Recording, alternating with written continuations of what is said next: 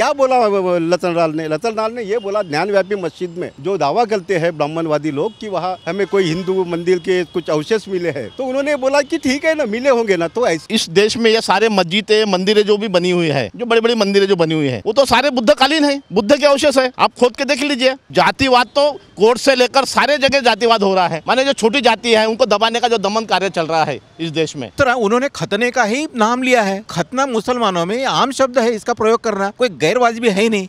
इसको हम बर्दाश्त नहीं करेंगे। हम इसका पुरजोर विरोध करेंगे। जो बुद्धिजीवियों के ऊपर अन्याय अत्याचार करने की बात करेंगे, हम नागपुर की जनता सहन नहीं करेंगे।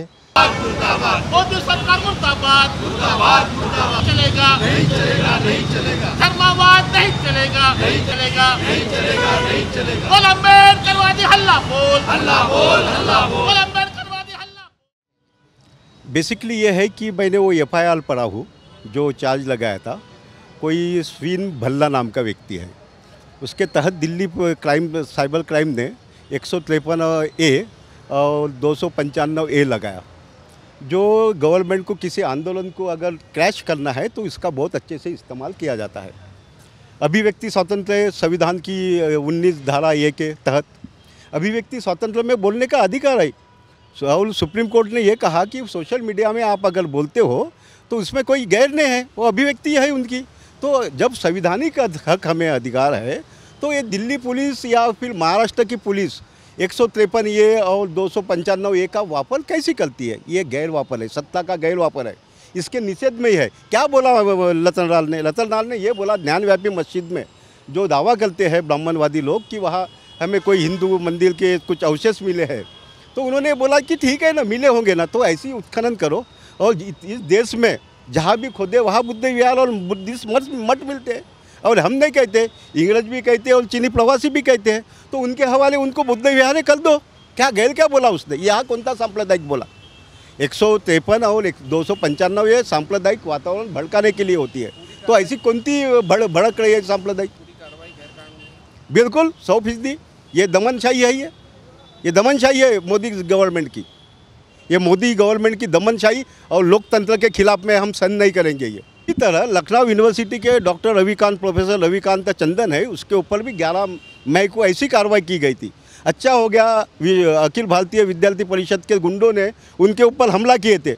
अगर यूनिवर्सिटी के कर्मचारी नहीं आए रहते तो उस दिन उसकी हत्या हुई रहती। उन्होंने भी क्या बोला कि भाई जो काशी की जो ये है मंदिर, विश्वनाथ मंदिर, वहाँ एक पुजारी ने रेप किया था रानी के ऊपर, और औरंगजेब ने उसके निषेध के लिए, पाक करने के लिए वहाँ मस्जिद बांधी। इसमें कौन था? उसने वो कांग्रेस के जो नेता थे पट्टा बीसा मैया, तो उनका संदर्भ लिया उनके पुस्तक का। तो गैर क्या है इसमें? संदर्भ घेना या गैर है क्या? इतिहास को दोहराना, बताना लोगों के आगे में, ये गैर है क्या? गैर कानूनी है क्या? ये उसका उत्तर देना चाहिए गवर्नमेंट ने, मोदी गवर्नमेंट ने। डॉक्टर जो रतन लाल जी है वो दिल्ली हिंदू यूनिवर्सिटी में प्रोफेसर है। बड़े बाबा साहब के विचारों के, समतावादी विचारों के बहुत बड़े अभ्यासक है वो। और उन्होंने ऐसा कुछ नहीं कहा। उन्होंने कहा कि भैया ज्ञानव्यापी जो मस्जिद है, और इस देश में ये सारे मस्जिदें मंदिरें जो भी बनी हुई है, जो बड़ी बड़ी मंदिरें जो बनी हुई है, वो तो सारे बुद्धकालीन है, बुद्ध के अवशेष है। आप खोद के देख लीजिए। अब हम समता, स्वातंत्र्य, बंधुता, न्याय की भाषा करने वाले लोग, बुद्धिस्ट लोग, बाबा साहब को जी जान से मानने वाले लोग, हम नहीं चाहते कि इस देश में धर्म के नाम पर दंगा हो। आप खोदना चालू कर दीजिए। जहाँ राम मंदिर बना है वो तो सांकेत नगरी थी ना, हमने कुछ बोला क्या? हमारा तो केस भी दायर नहीं हुई सुप्रीम कोर्ट में। माने ऐसा हो रहा है कि यहाँ जातिवाद तो कोर्ट से लेकर सारे जगह जातिवाद हो रहा है। माने जो छोटी जाति है उनको दबाने का जो दमन कार्य चल रहा है इस देश में, ये बहुत बराबर नहीं है। इन्होंने क्या बोला? हम भी बोलेंगे ना, हम भी बोलेंगे। जैसा रतन लाल जी ने बोला कि भाई ज्ञानव्यापी मंदिर, ये मस्जिद में कोई यही नहीं है, और आप बोलते हैं कि वहाँ वो क्या बोलते हैं, वो ये निकला है उसका शिवलिंग का तो अपन देखते हैं ना, शिवलिंग का जो चित्र है वो कैसा दिखता है अपने को? कोई शिवलिंग वगैरह ऐसा कुछ है ही नहीं वहाँ तो फवारा दिख रहा है। तो ये सारा जातिवाद, धर्मवाद, षड्यंत्र है। ये सारा जातिवाद, धर्मवाद इसलिए ये करना चाहते कि इस देश में रिजर्व बैंक बर्बाद हो रहा है, बेकारी आ रही है, यहाँ बच्चों को नौकरियों को नौकरियाँ नहीं मिल रही हैं, और यहाँ तो आदमी को खाने के लाले हुए हैं। अभी तो खाने के लाले हैं ना, अभी तो 120 रुपये पेट्रोल जो हुआ है, ये सारे विषय को बगल देने का काम, हाँ, इसका निषेध करते हैं हम। साहब जी, जैसा आज हम सामाजिक परिवेश में रहते हैं, कुछ शब्दों का प्रयोग हम समाज में नहीं करते, जैसा गुप्तांग होते, लिंग होते, हम इसका प्रयोग सरेआम कभी नहीं करते। जबकि आप हिंदू संस्कृति में देखिए, शिवलिंग शिवलिंग के नाम से कितना तो भी प्रचार प्रसार होता है, तो इन शब्दों का प्रयोग तो होना नहीं चाहिए। दूसरा, उन्होंने खतने का ही नाम लिया है। खतना मुसलमानों में आम शब्द है, इसका प्रयोग करना कोई गैरवाजिबी है ही नहीं। इससे किसी की भावना दुखने का या आहत होने का कोई सवाल ही नहीं है। वो रतन लाल जी एक इतिहास के अच्छे प्राध्यापक है, जानकार है, वो उन्होंने अपने तर्क के ऊपर अपने विचार व्यक्त किए। आप तर्क का जवाब तर्क से दीजिए, बुद्धि से दीजिए। सिद्ध और वो है भाई, वो चीज़ें तो अभी तो न्यायालय ने भी सिद्ध किया ही नहीं, केवल मीडिया ने बताया कि वो शिवलिंग है करके। अभी तक जब तक वो पूरी रिपोर्ट आती नहीं, तब तक उसके बारे में कुछ कहा नहीं जा सकता। कुछ कहते हैं, कुछ लोग कहते हैं कि वो तो सीमेंट का एक स्ट्रक्चर है। अब यदि जब आप अकबर का ये ज़माना देखो, वो उनका ज़माना 1700 साल में था, तब तो सीमेंट का आविष्कार भी नहीं हुआ था। तो सीमेंट का वो जो स्ट्रक्चर है वो कैसे बन सकता है? तो ये चीज़ें हैं।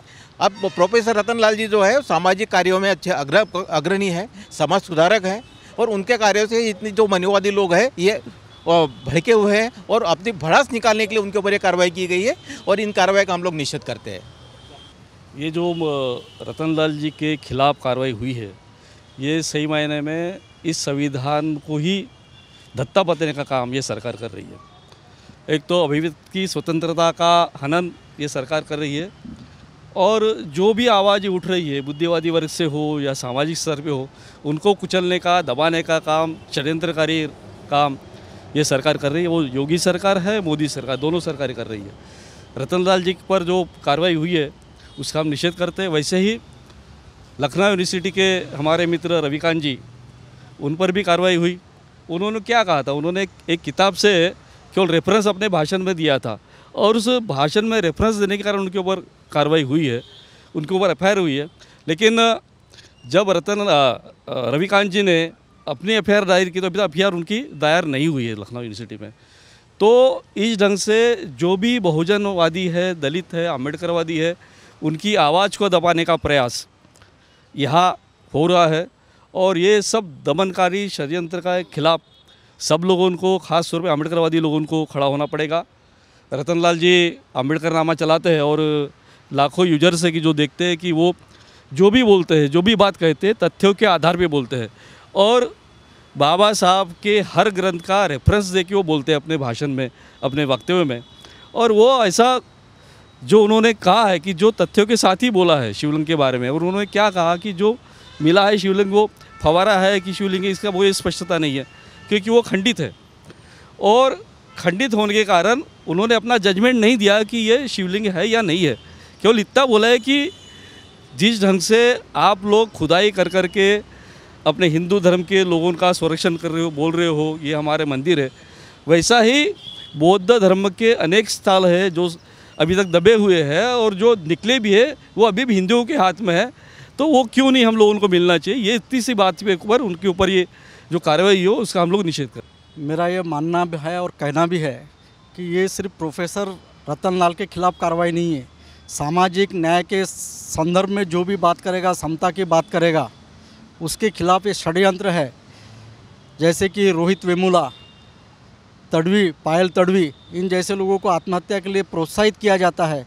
ऐसे ही रतन लाल जी ने कोई बड़ा गलत काम नहीं किया है। उन्होंने जो भी बोला है बहुत सच्चाई के साथ, प्रूफ के साथ बोला हुआ है, और जो उन्होंने किया है वो संभावना व्यक्त की है। उन्होंने ऐसा नहीं बोला हुआ है कि ये वही है करके। और हाँ, समता और असमानता, ये दोनों का ये जो मेल मिलाप ये चल रहा है झगड़ा, वो असमानता के समर्थन में है। प्रोफेसर रतन लाल सामाजिक न्याय की लड़ाई लड़ते हैं। जो सामाजिक न्याय की लड़ाई लड़ रहे हैं उनके खिलाफ षड्यंत्र के तहत ऐसी कार्रवाई की जा रही है। मैं उसका पुरजोर निषेध करता हूँ। जो दिल्ली में रतन लाल जी को जो अटक हुई है, इसको हम बर्दाश्त नहीं करेंगे। हम इसका पुरजोर विरोध करेंगे। जो बुद्धिजीवियों के ऊपर अन्याय अत्याचार करने की बात करेंगे, हम नागपुर की जनता सहन नहीं करेंगे। ये नागपुर की भूमि बाबा साहब की भूमि है और इस भूमि से सारे जो देश में जो षड्यंत्रकारी जो चल रहा है, जो षड्यंत्र हो रहा, बुद्धिजीवियों को दबाने का हो रहा है, उनकी हत्या करने का जो अनेक बार प्रयास हो गया है, तो इसको हम सहन नहीं करेंगे। और इस रतनलाल जी की जो पुलिस वालों ने जो अटक की है उसका हम लोग यहाँ पर ज़ोरदार निषेध करते हैं और आगे भी करते रहेंगे और हम मनुवादियों से लड़ते रहेंगे। प्रोफेसर रतनलाल जी जो दिल्ली में विश्वविद्यालय में प्रोफेसर है, हिस्ट्री के प्रोफेसर है, वो आर्कियोलॉजी के भी जानकार है और अंबेडकर नामा यूट्यूब चैनल भी चलाते हैं। उन्होंने जो बात रखी है वो बात संवैधानिक अधिकारों के तहत ही रखी है, उसके खिलाफ कोई उन्होंने बात नहीं की। लेकिन धर्मवादी लोगों ने हमारी जो धर्मवादी लोगों ने उनके खिलाफ जो अभी FIR किया है, उनको अटक भी हुई थी, आज ही उनको जमानत भी मिली है। तो ऐसे रतनलाल जी को हम सपोर्ट करते हैं क्योंकि वो संवैधानिक अधिकारों के तहत ही बात करते हैं और जो धर्मवादी लोग हैं उनका हम निषेध करते रहेंगे और पूरे ज़ोर से हम उनका निषेध करते ही रहेंगे। धन्यवाद।